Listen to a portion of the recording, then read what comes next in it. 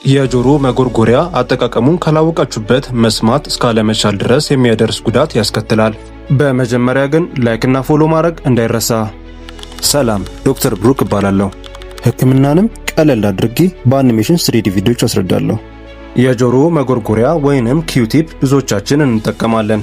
ነገር ግን በአግባቡ ካልሆነ ጉዳት ያስከትላሉ።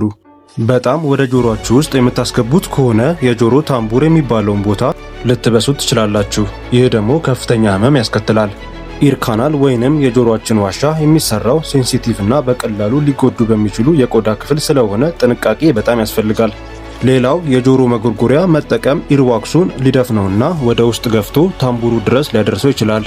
ይህም በጣም የተለየ ኃይለኛ ህመም ሊያስከትል ይችላል። እነዚህ ነገሮች ከከፉ መስማት እስካለመቻል ድረስ ሊያደርሱ ስለሚችሉ ሁል ጊዜ ስንጠቀም የውጭኛውን የጆሮአችን ክፍል ለማጽዳት ብቻ መሆን አለበት።